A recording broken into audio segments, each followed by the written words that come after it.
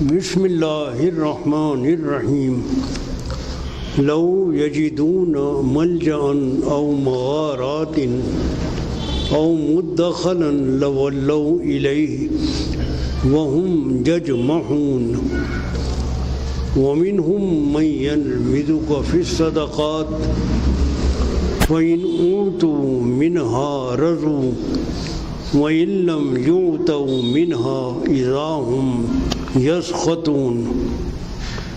ولو أنهم رضوا ما آتاهم الله ورسوله وقالوا حسبنا الله سيؤتينا الله من فضله ورسوله إنا إلى الله راغبون إنما الصدقات للفقراء والمساكين والعاملين عليها والمؤلفة قلوبهم وفي الرقاب والغارمين وفي سبيل الله وابن السبيل فريضة من الله والله عليم حكيم صدق اللہ العظیم۔ محترم بزرگوں اور بھائیوں، سورہ توبہ کی آیت نمبر 58 سے لے کر آیت نمبر 60 تک 3 آیتیں میں نے آپ کے سامنے تلاوت کی ہیں۔ یہ وَاعْلَمُوا کا پارہ چل رہا ہے جو پارہ نمبر 10 ہے۔ یہ آپ کو یاد ہے کہ غزوہ تبوک کے سلسلے میں یہ بات آ رہی ہے، اور اس میں جو منافقین تھے کہ جن کے دل کے اندر ایمان نہیں تھا لیکن اپنے آپ کو ظاہر کرتے تھے کہ ہم بھی مسلمان معاشرے کے اندر شامل ہیں، ان کے تعلق سے بات آ رہی ہے۔ ان آیات میں جو اللہ تبارک و تعالیٰ نے بات ارشاد فرمائی ہے وہ بڑی ضروری بات ہے، اور اس کا تعلق اسلام کے ایک اہم رکن زکوٰۃ کے ساتھ ہے۔ سن 2 ہجری میں جب زکوٰۃ فرض ہوئی اور اس کا ایک باقاعدہ نظام قائم ہوا، جس طرح نماز کا نظام قائم ہے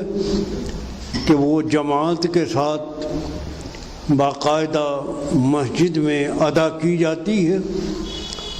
اسی طرح اسلام نے زکوٰۃ کا بھی ایک نظام قائم کیا ہے، اور وہ نظام یہ ہے کہ مالدار لوگوں سے زکوٰۃ سالانہ وصول کی جاتی ہے، اور وہ معاشرے کے ضرورت مند اور غریب لوگوں پر خرچ کی جاتی ہے۔ باقاعدہ اسلامی حکومت زکوٰۃ وصول کرتی ہے اور پھر غربا میں وہ تقسیم ہوتی ہے۔ جن لوگوں کو دینی ہے ان کی مدیں مقرر ہیں، جو آیت نمبر 60 میں اللہ تعالیٰ نے باقاعدہ تفصیل کے ساتھ 8 مدیں بتا دی ہیں کہ ان 8 مدوں میں زکوٰۃ اور صدقات کا جو پیسہ ہے وہ خرچ کرنا ہے۔ زکوٰۃ کے نظام کو جب اللہ کے رسول صلی اللہ علیہ وسلم نے قائم کیا تو پہلی بار لوگوں نے بڑی حیرت کے ساتھ دیکھا کہ معاش اور دولت بھی ایک طاقت ہے۔ اس سے پہلے یہ اندازہ لوگوں کو نہیں تھا کہ دولت میں بھی طاقت ہوتی ہے، لیکن جب نظام یہ زکوٰۃ کا قائم ہوا تو پہلی بار لوگوں کو احساس ہوا کہ دولت ایک بہت بڑی طاقت ہے، اور ایسی طاقت ہے کہ جو معاشرے سے غربت کو دور کر سکتی ہے، اور غربت کے دور کرنے کے علاوہ زکوٰۃ کے ادائیگی میں اور بھی بہت ساری حکمتیں ہیں، بہت ساری مصلحتیں ہیں اور بہت سارے فائدے ہیں۔ سب سے بڑی حکمت یہ ہے کہ دل سے مال کی محبت نکل جاتی ہے۔ سود کے مقابلے میں زکوٰۃ ہے۔ سود تو مال کی محبت پیدا کرتا ہے کہ جتنا آدمی سود کھاتا رہتا ہے اس کا دل مال کی طرف مائل ہوتا رہتا ہے، اور وہ اتنا مال سے محبت کرنے لگتا ہے کہ اس کے سامنے اگر بڑے سے بڑی کوئی ضرورت آ جائے، کوئی انسان بھوکا مر رہا ہو، پریشان حال ہو، وہ پرواہ نہیں کرے گا، وہ کہے گا کہ میرا مال مجھے زیادہ سے زیادہ جمع ہونا چاہیے۔ انسانی قدریں اور انسانیت جس کو کہنا چاہیے وہ پامال ہو جاتی ہے۔ لیکن زکوٰۃ دینے سے مال کی محبت دل سے نکل جاتی ہے اور انسانیت کی قدریں اس کے اندر آ جاتی ہیں۔ جب آدمی دیکھتا ہے کہ میرا بھائی پریشان ہے، ضرورت مند ہے، بھوکا ہے، تو وہ اس کے کام آنے میں اور اس کی ضرورت کے پورا کرنے میں بڑا سکون محسوس کرتا ہے، اور وہ یہ کام صرف اللہ کی رضا کے لیے کرتا ہے اور عبادت کے طور پر کرتا ہے، کیونکہ زکوٰۃ ایک عبادت ہے، ٹیکس نہیں ہے۔ تو جب یہ دیکھا لوگوں نے تو انہیں اندازہ ہوا کہ واقعی معاش اور دولت ایک بڑی طاقت ہے، اور آج تو دولت کی طاقت کا اندازہ آپ اس سے لگا لیجئے کہ جو ہمارا یہ ورلڈ بینک ہے، مالیاتی بینک، پوری دنیا کا ورلڈ بینک کہلاتا ہے، اس نے بہت سارے ملکوں کو اپنا غلام بنا رکھا ہے، ان کو قرضہ دیتا ہے، اور قرض جو دیتا ہے ورلڈ بینک وہ اپنی شرطوں پر دیتا ہے، شرطیں لگاتا ہے کہ تمہیں فیملی پلاننگ کرنی پڑے گی، تمہیں فلاں کام یوں کرنا پڑے گا، تمہیں پالیسی یہ بنانی پڑے گی، تب ہم تمہیں قرضہ دیں گے، اور پھر وہ قرض پر قرض دیتا چلا جاتا ہے، سود در سود چل جاتا رہتا، یعنی اصل سود ادا بھی نہیں ہوتا، اور پھر وہ قرضہ دے دیتا ہے، سود پر سود چڑھتا چلا جاتا ہے۔ نتیجہ یہ ہوتا ہے کہ وہ جو ملک اس سے ادھار لیتے ہیں وہ ایک طرح سے بالکل اس کے غلام بن جاتے ہیں، اور یہ سامنے مشاہدہ آپ دیکھ لیجئے، خود ہمارا ملک بھی، پاکستان بھی، اور جو غیر ترقی یافتہ ملک کہلاتے ہیں وہ چند ترقی یافتہ ملکوں کے معاشی غلام ہیں، اور اس درجے کے غلام ہیں کہ اس کے پھندے سے نکل نہیں سکتے، ایسا جال بچھایا ہوا ہے اور ایسا ان کو پھنسا لیا ہے کہ وہ مجبور ہیں ان کی بات ماننے پر۔ غلامی کی ایک ہی قسم نہیں ہوتی کہ پرانے زمانے میں وہ غلام بنا کے بازاروں میں بیچا جاتا تھا، غلام بکرے صاحب، وہ قسم تو ختم ہو گئی، اب تو ماڈرن غلامی ہو گئی۔ ماڈرن غلامی یہ ہے کہ آدمی غلام ہے اور اس کو پتہ بھی نہیں کہ میں غلام ہوں، وہ مجبور ہے تو معاش کی طاقت، دولت کی طاقت کا اندازہ آپ اس سے لگا لیجیے۔ اور یہ کیوں کرتے ہیں؟ کیونکہ جو حکمراں طبقہ ہے وہ اپنی عیش و عشرت چاہتا ہے، ملک کی وسائل پر وہ انحصار نہیں کرتا کہ بھائی ہمارے ملک کی جو پیداوار ہے، ہمارے جو وسائل ہیں، ہم انہی وسائل میں اپنا گزارا کریں، ہم اتنا ہی خرچ کریں جتنا ہمارے پاس ہے۔ اگر کوئی آدمی 10 روپے کماتا ہے اور خرچ کرتا ہے وہ 20 روپے، تو باقی 10 روپے کہاں سے آئیں گے؟ ظاہر بات ہے کہ وہ ادھار لے گا۔ اگر 10 روپے کما رہا ہے اور 10 روپے خرچ کر رہا ہے تو اسے کہیں باہر جانے کی ضرورت نہیں۔ اسلام کی تعلیم تو یہ ہے کہ اگر تم 10 روپے کما رہے ہو تو 9 روپے خرچ کرو، 1 روپیہ بچاؤ۔ یہ بچت تمہاری ایمرجنسی میں کام آئے گی، نہ جانے کیا وقت آ جائے، کوئی سیلاب آ جائے، کوئی حادثہ پیش آ جائے، آتے رہتے ہیں۔ ابھی آپ دیکھ رہے ہیں مدراس میں بارش ہو رہی ہے، سونامی آ گئی، کوئی خدا نہ خواستہ زلزلہ آ گیا، اچانک ضرورت پڑ گئی مدد کی۔ اب باہر سے بجائے اس کے کہ ہم بھیک مانگتے پھریں، اگر ہمارے پاس اپنی بچت موجود ہے تو ہم اس سے اپنے لوگوں کی مدد کر دیں گے۔ تو اسلام کی اگر تعلیم پر چلا جائے اور جو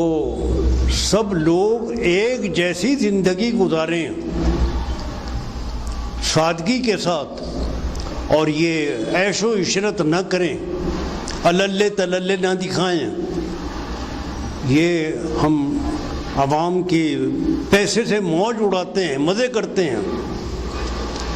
باہر گھوم رہے ہیں صاحب، کروڑوں روپیہ خرچ ہو رہا ہے۔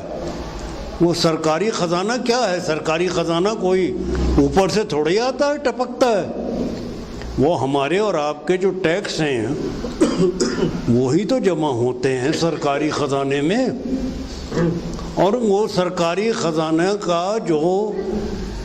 اخراجات ہیں وہ غلط طریقے سے کرتے ہیں۔ اگر صحیح طور پر خرچ کیا جائے تو ملک کی وسائل کے اوپر ہی ہمیں قناعت کرنی چاہیے، باہر سے ہمیں ادھار لینے کی ضرورت پیش نہ آئے۔ تو یہ ہے اصل صورتحال۔ حضور نبی کریم صلی اللہ علیہ وسلم نے جب یہ نظام قائم کیا، لوگوں نے بڑی حیرت کے ساتھ دیکھا کہ بھئی یہ تو، اور عالم یہ ہو گیا تھا زکوٰۃ کا نظام قائم ہونے کے بعد، یہ عالم ہو گیا تھا کہ لوگ جیب میں زکوٰۃ ڈالے پھرتے تھے، دینے والے تھے، لینے والے نہیں تھے، کہ جی ہمارے پاس تو ہیں، ہمیں تو ضرورت نہیں۔ وجہ کیا تھی کہ پورے معاشرے کے اندر ایک طرح کی سادگی تھی، قناعت تھی، لالچ نہیں تھا، حرص نہیں تھی۔ ہر آدمی یہ سوچتا تھا کہ بس ٹھیک ہے، جو اللہ نے دیا اس پر ہمیں گزارا کرنا ہے اور اپنے بھائیوں کے کام آنا۔ وہ ایسا معاشرہ، ایسی سوسائٹی بن گئی کہ اس میں ہر آدمی اپنا اطمینان کے ساتھ، اب یہ لالچ نہیں تھا کہ صاحب اس نے اس ماڈل کی گاڑی خریدی ہے تو میں اس سے بڑھیا گاڑی خریدوں گا، اس نے یہ کوٹھی بنائی 1 کروڑ کی تو میں 2 کروڑ کی بناؤں گا۔ اب وہ 2 کروڑ کی جب کوٹھی بناوے گا تو حرام کی دولت سے بناوے گا، رشوت کی کمائی سے بنائے گا، پتہ نہیں کہاں سے لے کر آئے گا۔ وہ جو یہ دوڑ لگ جاتی ہے نا معاشرے میں کہ دولت میں ایک دوسرے سے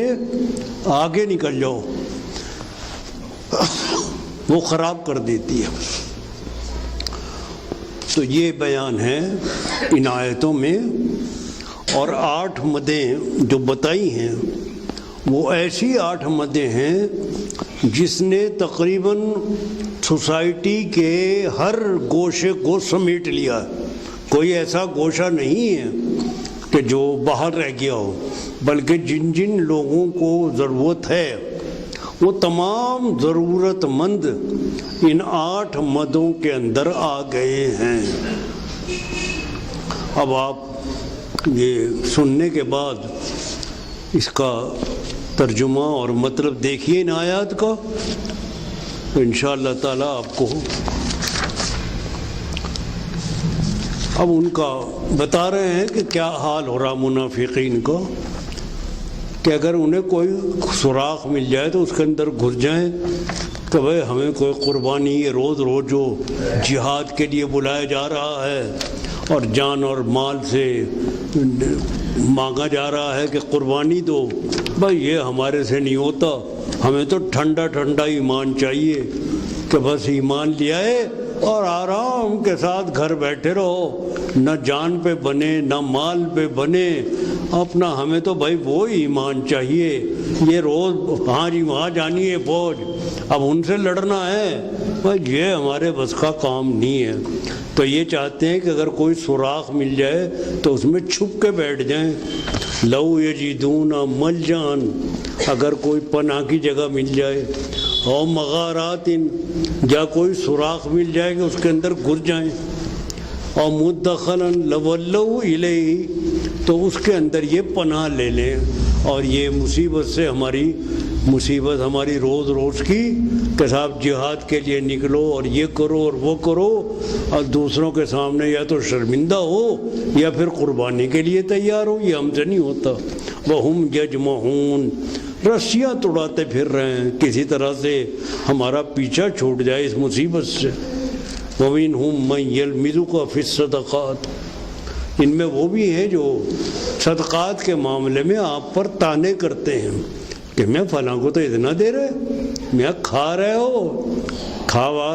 خوب اپنا مزے اڑا رہے ہو۔ انہیں لگتا ہے کہ جب دولت آتی ہے اتنا جمع ہو گیا، اتنا خزانہ میں آ گیا،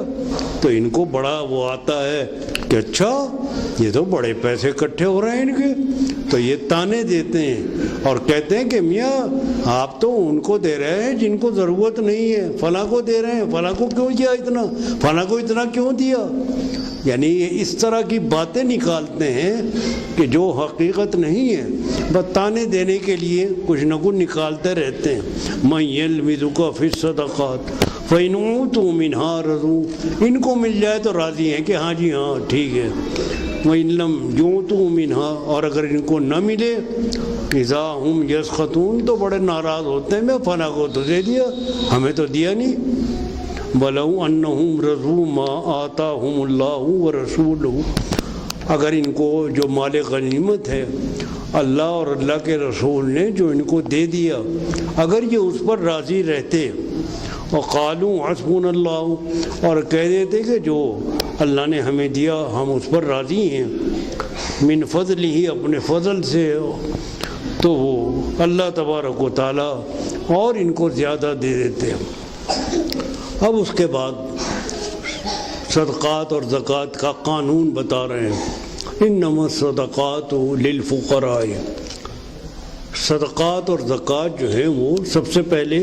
اس کا حقدار ہیں غریب آدمی، وہ ضرورت مند، یتیم ہیں، مسکین ہیں، بیوہ ہیں، وہ لوگ ہیں کہ جو خود کمانے کے قابل نہیں ہیں۔ معاشرے میں 2 طرح کے لوگ ہوتے ہیں، ایک تو وہ ہیں کہ جو کمانے کے قابل ہیں، کاروبار کر سکتے ہیں، محنت کر سکتے ہیں، کمانے کے قابل وہ ہیں۔ ایک وہ ہیں کہ جو معذور ہیں کسی وجہ سے بھی، بیوہ عورتیں ہیں کیا کریں بیچاری، یتیم بچے ہیں کہاں سے لائیں، غریب لوگ ہیں، معذور لوگ ہیں، ایسے لوگ ان کے لیے سب سے پہلے وہ ہیں حقدار کہ ان کی مدد کی جائے۔ دوسرے نمبر پر مساکین ہیں، مسکین وہ ہیں کہ اگر ان کی مدد کر دی جائے